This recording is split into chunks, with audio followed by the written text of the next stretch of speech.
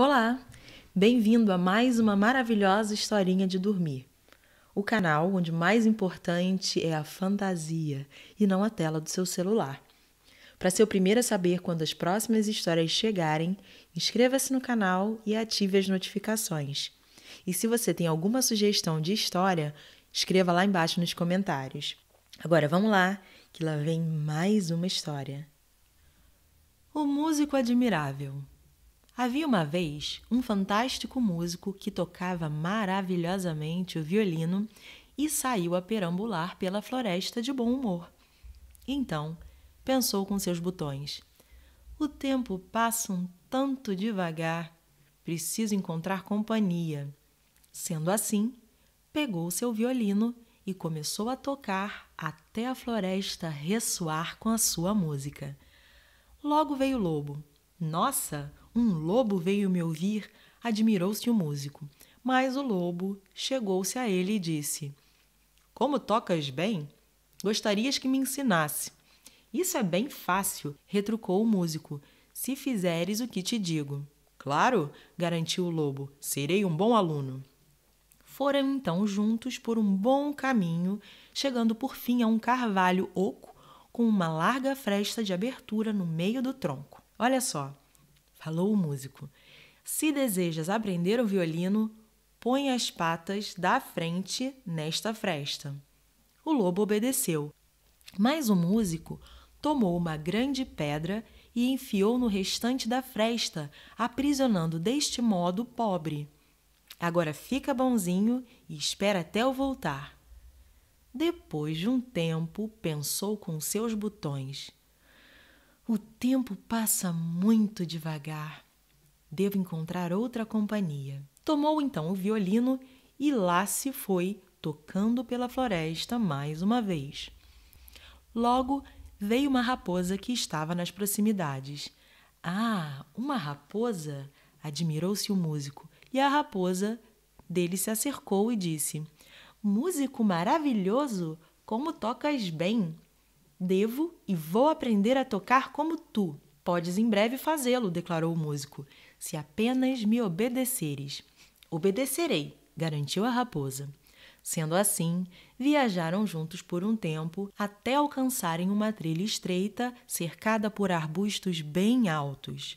O músico, então, dobrou um grosso e flexível galho de avelã de um lado da trilha até o chão e pôs o pé em cima para firmá-lo. Dobrou outro galho do outro lado da trilha e disse à raposa: agora, raposinha bonita, se queres tocar o violino, me dá cá a tua pata esquerda. E a raposa estendeu-lhe a pata e ele a amarrou com firmeza em um dos galhos. Agora me estenda à direita, pediu. E a raposa o fez. Aí o músico amarrou esta ao outro galho e retirou seu pé. E assim, lá se foram os galhos e também a raposa, que ficou dependurada, estendida balançando no ar. Agora fica boazinha e espera até que eu volte, disse o músico e se foi saltitando. Mas logo pensou com seus botões: o tempo começa a se arrastar, preciso encontrar companhia. Tomou seu violino e saiu tocando divinamente. Então, surgiu uma lebre correndo pelo caminho. Ah, uma lebre! Admirou-se o músico e a lebre lhe disse: exímio violinista, como tocas bem, me ensinas? Sim, respondeu o músico. Logo farei, se obedeceres minhas ordens. Obedecerei, concordou a lebre. Vou ser uma boa aluna. Se foram juntos bem contentes por algum tempo, até alcançarem uma clareira na floresta. Aí o músico amarrou uma corda no pescoço da lebre e a outra ponta em uma árvore. Agora, belezinha de lebre, rápido, saltita e corre em torno da árvore 20 vezes. E a tola da lebre obedeceu, e quando havia dado 20 voltas ao redor da árvore, amarrara a corda 20 vezes em torno da árvore e estava completamente presa. Podia puxar o quanto quisesse, que apenas apertava mais e mais a corda no próprio pescoço. Agora espera aí até eu voltar, disse o músico.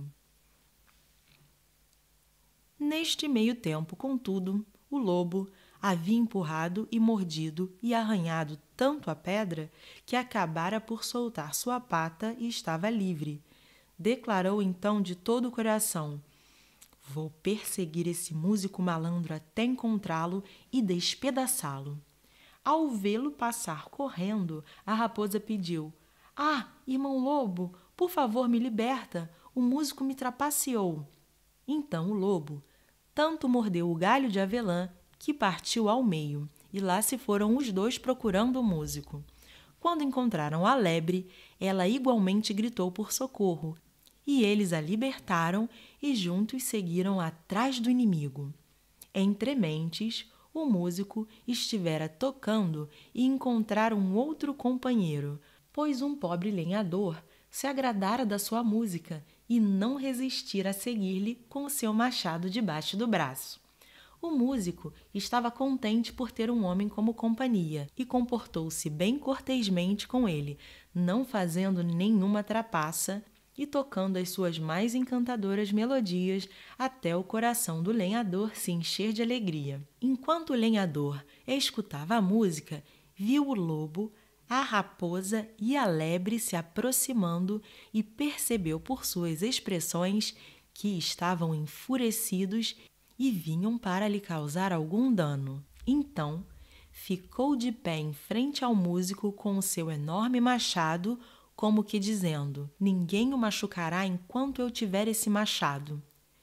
E quando os animais viram isso, ficaram tão assustados que correram de volta para a floresta. Então o músico tocou para o lenhador uma de suas mais belas melodias como recompensa, e depois seguiu seu caminho. Frederico e Catarina. Havia uma vez um homem chamado Frederico, e ele tinha uma mulher chamada Catarina, mas não estavam casados há muito tempo. Um dia, Frederico falou: Catarina, estou saindo para trabalhar na plantação. Quando voltar, estarei com fome, então me espera com uma boa refeição e uma boa jarra de cerveja. Certo, disse ela. Tudo estará pronto quando chegares. Perto da hora do jantar, Catarina pegou um belo bife, que era toda a carne que tinham, e colocou no fogo para fritar. O bife logo dourou e chiava na panela, enquanto Catarina o girava com um garfo. Aí, ela disse para si mesma: o bife está quase pronto. Posso aproveitar e descer ao porão para pegar a cerveja. Então, ela deixou a frigideira no fogo, pegou uma grande jarra e desceu ao porão, abrindo a torneira do barril, e a cerveja começou a jorrar para dentro da jarra. De repente lembrou-se: não tranquei o cachorro. Pode tentar roubar o bife. Ainda bem que pensei nisso. Subiu apressada as escadas do porão e, de fato, o malandro do cachorro já estava com o bife na boca, se preparando para fugir. Catarina foi atrás dele e o cão saiu correndo pelos campos, mas era mais veloz que ela e não largava do bife. Tarde demais, concluiu Catarina, e o que não tem remédio, remediado está. Voltou para casa, mas como havia corrido um bom pedaço e estava cansada, andou lentamente para descansar. Durante todo esse tempo, a cerveja tinha ficado correndo, pois Catarina não fechara a torneira. E quando a jarra transbordou, a cerveja continuou correndo pelo chão até o barril esvaziar-se. Ao chegar perto da escada do porão, Catarina viu o que tinha acontecido. Minha nossa! Exclamou. O que farei para Frederico não ver o chão todo molhado? Pensou e pensou e acabou lembrando de uma saca de farinha comprada na última feira. Se salpicasse o chão com a farinha, esta absorveria toda a cerveja. Que sorte, pensou. Termos guardado essa farinha, farei bom uso dela. Foi buscar a saca, mas ao colocá-la na mesa para abri-la, esbarrou na jarra, entornando o resto de cerveja que tinha pelo chão. Ai, é sempre assim. Quando um vai, o outro vai atrás. Espalhou então a farinha por todo o porão e ficou bem satisfeita com a sua esperteza, dizendo: como tudo parece limpo e arrumado. Ao meio-dia, Frederico chegou em casa. Então, mulher, o que temos para comer? Ah, Frederico, ela respondeu, estava fritando teu bife, mas enquanto desci para pegar a cerveja, o cachorro o roubou. E enquanto persegui o cachorro, o barril se esvaziou. E quando fui secar a cerveja com a farinha da saca, entornei a jarra, mas o porão está agora bem seco e parece tão limpo. Catarina, Catarina, ele disse, como pudeste? Por que deixaste o bife fritando e a cerveja jorrando e desperdiçaste a farinha? Ora, Frederico, ela respondeu, não sabia que não devia. Tu é que devias ter me dito antes para não o fazer. O marido pensou consigo mesmo. Se é assim que minha mulher cuida das coisas, devo ficar de olhos bem abertos. Ora, ele tinha uma boa quantidade de ouro em casa. Portanto, disse a Catarina, que belos botões amarelos! Vou guardá-los em uma caixa e enterrá-los no quintal, mas jamais chegues perto ou mexas nele. Não, Frederico, ela garantiu, isso eu jamais farei. Logo que ele saiu, apareceram os vendedores ambulantes com pratos e travessas de barro e perguntaram se ela desejava comprar algo. Puxa, adoraria, disse ela, mas não tenho dinheiro. Se aceitassem botões amarelos, aí sim poderíamos negociar. Botões amarelos? Repetiram. Queremos dar uma olhada. Estão no jardim. É só cavar onde eu disser, que serão encontrados, mas eu não posso deles me aproximar. E os malandros foram. E quando descobriram o que eram os botões amarelos, levaram todos, deixando em troca muitos pratos e travessas. Ela os espalhou como enfeite por toda a casa, e quando Frederico retornou, perguntou: O que andou fazendo, Catarina? Olha só! Comprei tudo isso com seus botões amarelos, mas nem cheguei perto deles. Foram os vendedores que os cavaram. Mulher, mulher, gemeu Frederico. Que bela asneira fizeste! Aqueles botões amarelos eram todo o dinheiro que tínhamos. Como pudeste fazer tal coisa? Ora, respondeu, não sabia que não devia. Tu é que devias ter me dito antes para não o fazer. Catarina matutou um pouco e por fim disse ao marido, escuta, Frederico, logo teremos o ouro de volta. Vamos atrás dos bandidos. Bem, podemos tentar, disse o marido, mas traz um pouco de manteiga e queijo para termos o que comer no caminho. Está bem, disse ela. E lá se foram os dois. E como o Frederico andava mais rápido, sua mulher foi ficando para trás. Não faz mal, ela pensou. Na hora de voltarmos, estarei mais perto de casa do que ele. Logo, ela chegou ao topo de um morro, em cuja descida havia uma estrada tão estreita que as rodas das carroças sempre raspavam nas árvores a cada lado da trilha. Ah, vejam só, compadeceu-se, como estão feridas e machucadas as pobres árvores, assim nunca vão melhorar. E com pena das árvores, usou a manteiga para untá-las, para que as rodas das carroças escorregassem e não raspassem nelas com força. Enquanto fazia essa boa ação, um dos queijos caiu da cesta e rolou o morro abaixo. Catarina olhou e olhou, mas não conseguiu ver onde o queijo fora parar. Então disse, ora, aposto que o outro rolará pelo mesmo caminho e irá encontrá-lo. Suas pernas são mais novas do que as minhas. Deixou o outro queijo rolar morro abaixo, e lá se foi ele, ninguém sabe para onde, morro abaixo. Esperou, mas concluiu que os queijos deviam conhecer o caminho de volta para casa ou que saberiam segui-la. Ela é que não podia esperar por eles o dia todo. Por fim, alcançou o Frederico, que lhe pediu algo de comer. Ela lhe deu um pão seco. Onde estão a manteiga e o queijo? Ele perguntou. Ah, usei a manteiga para engraxar as pobres árvores que estavam tão machucadas. Aí um dos queijos fugiu. Por isso mandei o outro ir encontrá-lo e trazê-lo de volta. Imagino que ambos estejam vindo pela estrada. Que boba és fazendo tantas tolices, recriminou o marido. Como podes falar assim? Tenho certeza que nunca me disseste para não os fazer. Comeram juntos o pão seco e Frederico disse, Catarina, Espero que tenhas trancado a porta de casa ao sairmos. Não, ela respondeu. Não me disseste que devia? Então volta para casa e faz agora, antes de irmos mais longe. Aproveita para trazer alguma coisa para comermos. Catarina fez o que ele pediu e pensou consigo mesma durante todo o percurso. Frederico deseja algo para comer, mas não creio que aprecie muito queijo e manteiga. Levarei um saco de nozes e também uma garrafa de vinagre que é tão bom. Quando chegou em casa, trancou a porta de trás, mas a porta da frente. Ela tirou as dobradiças pensando: Frederico mandou trancar a porta, mas com certeza não pode estar mais segura do que estando conosco. E lá se foi bem devagar. E quando alcançou o marido, gritou para ele: Pronto, Frederico, a porta é toda tua. Podes agora cuidar dela o quanto desejares. Ai, ai, ai, gemeu o marido. Que mulher esperta arrumei.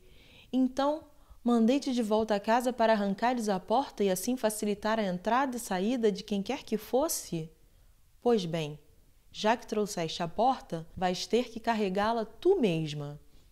Muito bem, respondeu ela. Carrego a porta, mas não carregarei as nozes e a garrafa de vinagre. Seria muito peso. Portanto, se tu não te importas, vou amarrá-los na porta. Frederico, é claro, não objetou ao plano, e lá se foram pela floresta procurando os ladrões, mas não conseguiam encontrá-los.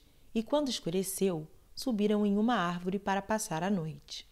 Assim que subiram, quem haveria de passar, senão os mesmos malandros a quem procuravam? Eram, na verdade, grandes safados e pertenciam àquela classe de pessoas que encontram as coisas dos outros antes destas se perderem. Estavam cansados, portanto, sentaram-se e fizeram uma fogueira debaixo da árvore onde Frederico e Catarina estavam. Frederico desceu sorrateiramente pelo outro lado e apanhou algumas pedras. Depois subiu de novo e tentou acertar os bandidos na cabeça com elas, mas eles apenas disseram: Deve ser quase de manhã, pois o vento está derrubando as pinhas das árvores. Catarina, que trazia a porta sobre os ombros, começou a cansar, mas achou que era por causa das nozes que o peso era tanto. Disse então baixinho: Frederico, preciso me livrar das nozes. Não, pediu ele, agora não, irão nos descobrir. Sinto muito, tem de ser. Apressa-te então, joga-as logo, se não aguentas mais. E lá se foram as nozes por entre os galhos da árvore e um dos ladrões gritou: Nossa, uma chuva de granizo! Um pouco depois, Catarina achou que a porta continuava bastante pesada e sussurrou para Frederico: Devo me livrar da garrafa de vinagre. Não, por favor, ele pediu. Irão nos descobrir. Sinto muito, tem de ser. Virou a garrafa, entornando todo o vinagre, e os ladrões comentaram: Que orvalho forte! Por fim, entrou na cabeça de Catarina que era a porta que todo esse tempo pesava. Então sussurrou para Frederico: Tenho que me livrar logo da porta.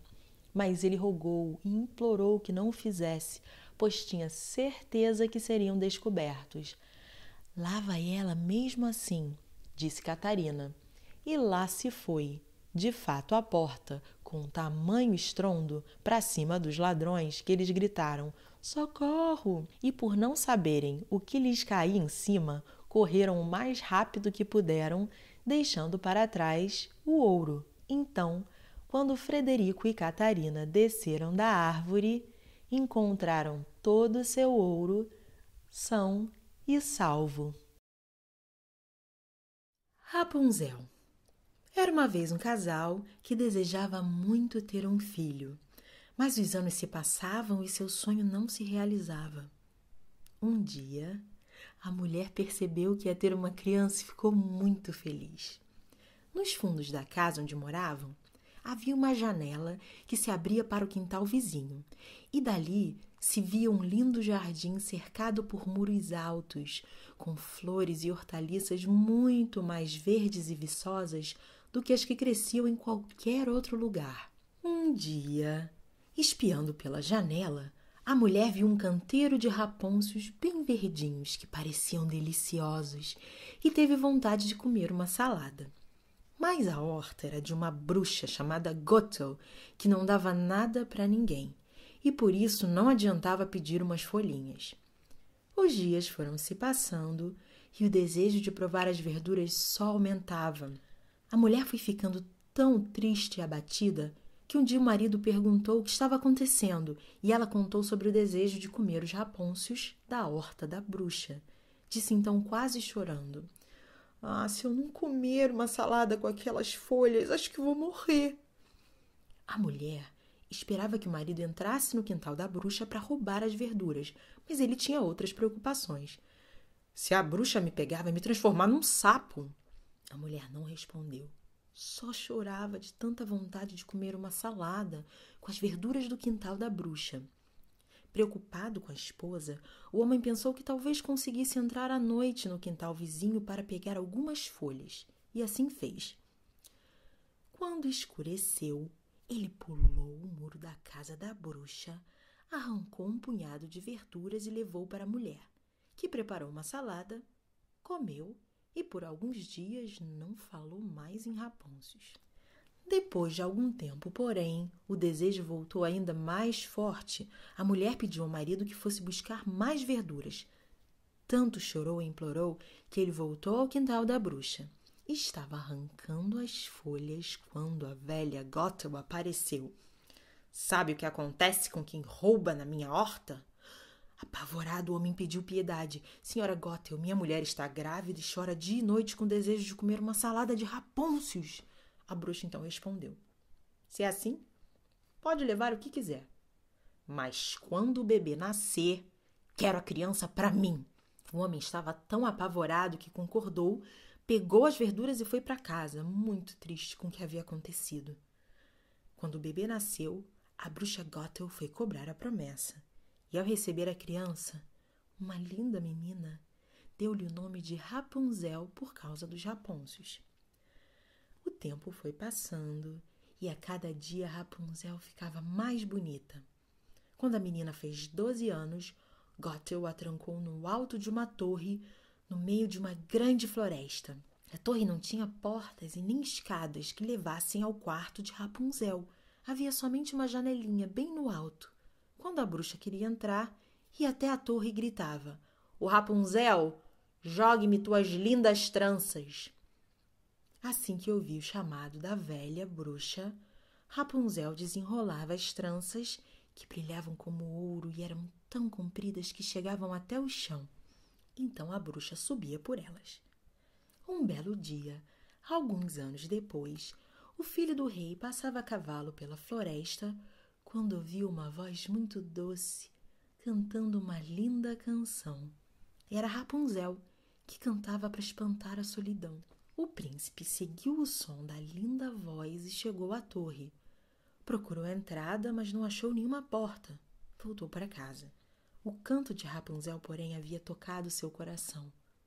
Todos os dias, ele voltava à floresta e caminhava até a torre na esperança de ouvir de novo aquela voz. Uma tarde, o príncipe estava descansando à sombra de uma árvore quando ouviu a bruxa se aproximar da torre e gritar: "Ô Rapunzel, jogue-me tuas lindas tranças." Ao ver a bruxa subir pelas tranças, o príncipe pensou: "Se essa é a escada da torre, vou tentar subir por ela também." No dia seguinte, quando escureceu, o rapaz se aproximou da torre e gritou: "Ô Rapunzel, jogue-me tuas lindas tranças." As tranças caíram pela janela e ele subiu. A jovem ficou tão assustada quando viu o príncipe, mas ele foi tão bondoso, tão gentil, e lhe disse que seu canto havia emocionado tanto seu coração que ele não tinha paz e queria muito vê-la com os próprios olhos. Então Rapunzel perdeu o medo. E quando o rapaz perguntou se ela aceitava se casar com ele, respondeu que sim, pensando que certamente ela preferia o príncipe à velha mãe Gothel. Ela colocou a mão dela na mão dele e disse: "Eu irei com prazer contigo, mas não sei como descer. Então, sempre quando vieres, Traz contigo um fio de seda e eu tecerei uma escada. E quando estiver pronto, descerei e tu me levarás sobre teu cavalo.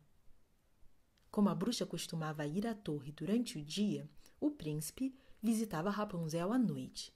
E assim os dois passaram juntos muitas e muitas noites, se divertindo e fazendo planos para o futuro. Quando ficasse pronta a escada de seda, ela desceria da torre e iriam juntos para o palácio. O príncipe e Rapunzel foram felizes até o dia em que a jovem, sem querer, disse à bruxa: Mãe Gothel, como é que lhe custa tanto subir enquanto o jovem filho do rei chega aqui num instantinho? A bruxa, que pensava ter isolado Rapunzel do mundo, viu que havia sido enganada e gritou: Ah, menina tola! O que você fez? Furiosa, a bruxa agarrou Rapunzel pelos cabelos e com uma tesoura cortou suas belas tranças. Em seguida, levou a pobre menina para um deserto, onde a abandonou. Depois de castigar Rapunzel, a bruxa voltou para a torre, prendeu as tranças na janela e ficou esperando. Ao anoitecer, o príncipe se aproximou e chamou sua amada. Oh, Rapunzel, jogue-me tuas lindas tranças. Ele viu as tranças serem jogadas da janela e subiu por elas.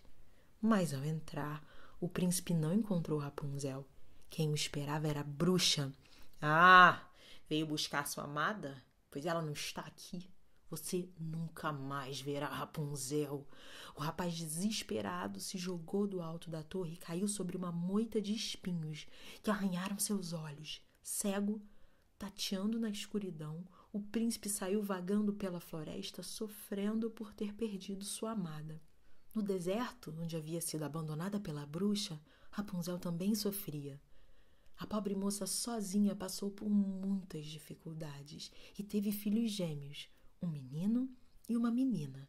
Com suas crianças, ela lutava para sobreviver. Um dia, depois de atravessar toda a floresta, o príncipe chegou ao deserto e ouviu um lindo canto. Seguiu o som da voz que cantava e encontrou o lugar onde Rapunzel acalentava os filhos. Assim que viu o príncipe, ela o reconheceu e correu ao seu encontro. Quando o rapaz contou o que havia acontecido, Rapunzel em prantos o abraçou. 2 de suas lágrimas caíram nos olhos do seu amado e no mesmo instante ele recuperou a visão, passando a enxergar tão bem quanto antes. Então o príncipe levou Rapunzel e as crianças para o palácio, onde foram recebidos com grande alegria. E ali, cercados de amigos, viveram felizes por muitos e muitos anos. Jorinda e Jorindel. Era uma vez um antigo castelo situado bem ao centro de um espesso bosque. E neste castelo morava uma velha fada. Durante todo o dia, ela voava aqui e ali, transformada em coruja, ou esgueirava-se por toda a região como um felino. Mas de noite, sempre voltava a ser uma velhinha. Quando qualquer rapaz chegava a 100 passos de seu castelo, ficava paralisado e nem mais um passo conseguia dar até que ela visse libertá-lo. Mas quando qualquer moça bonita chegava a essa distância, transformava-se em pássaro e a fada a punha em uma gaiola que pendurava em uma sala do castelo.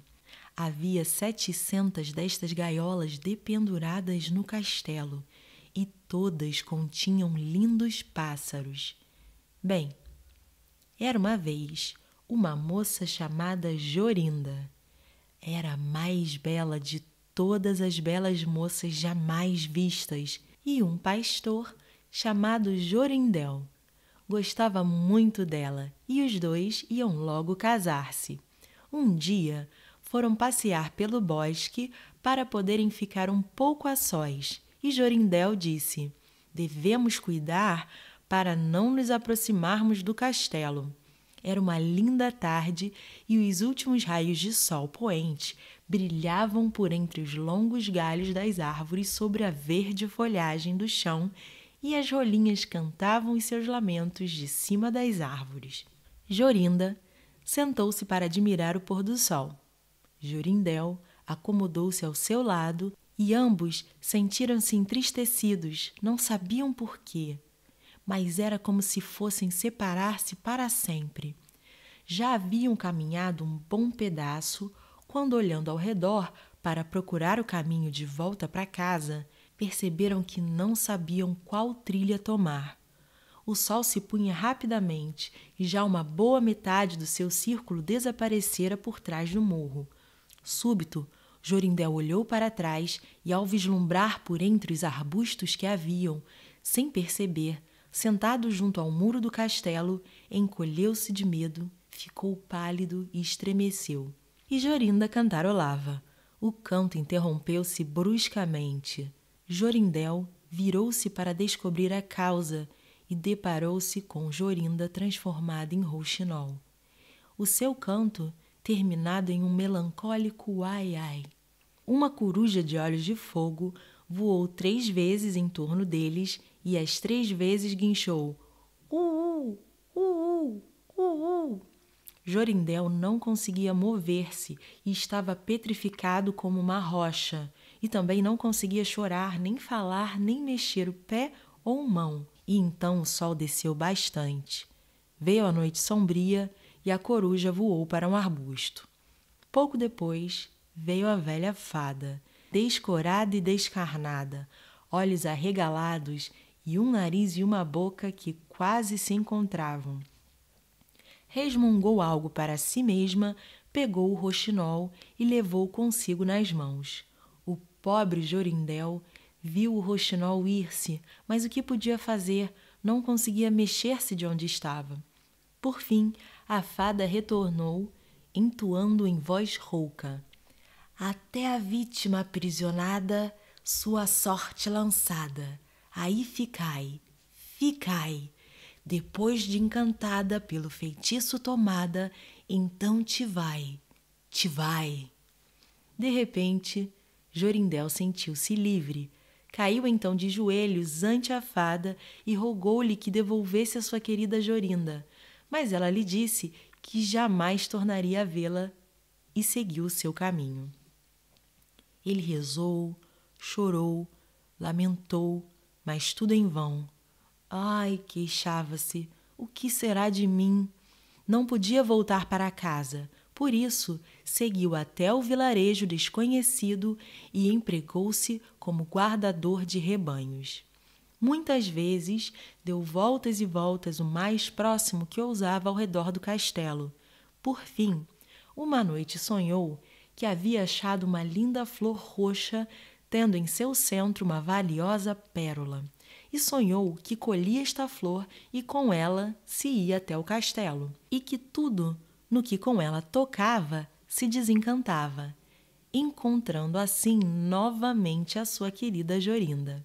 De manhã, ao acordar, começou a procurar por todos os montes e vales por essa bela flor, e por 8 longos dias a buscou em vão. Mas no 9º dia, cedo pela manhã, encontrou a linda flor roxa, e em seu centro havia uma grande gota de orvalho, tão grande como uma valiosa pérola. Então colheu a flor e se foi, viajando noite e dia até de novo chegar ao castelo. Aproximou-se mais de 100 passos do castelo e ainda assim não ficou paralisado como antes, descobrindo que conseguia mesmo chegar até a porta. Jorindel ficou muito feliz com isso. Tocou na porta com a flor e esta se abriu de modo que ele pôde entrar e atravessar o pátio, onde ouviu o canto de muitos pássaros. Por fim, alcançou uma sala onde a fada estava sentada, com os 700 pássaros cantando em suas 700 gaiolas. E quando a fada avistou Jorindel, ficou muito braba e gritou de raiva, mas não conseguia aproximar-se dele, pois a flor que este trazia em suas mãos o protegia. olhou em redor para os pássaros, mas, ai, havia muitos roxinóis. Como poderia encontrar Jorinda? Enquanto pensava no que fazer, reparou que a fada pegara uma das gaiolas e com ela fugia pela porta. Correu, ou melhor, voou atrás dela. Encostou a flor na gaiola e a sua Jorinda lá estava à sua frente. Ela jogou os braços em seu pescoço e estava linda como sempre, tão linda como quando caminhavam juntos para dentro do bosque.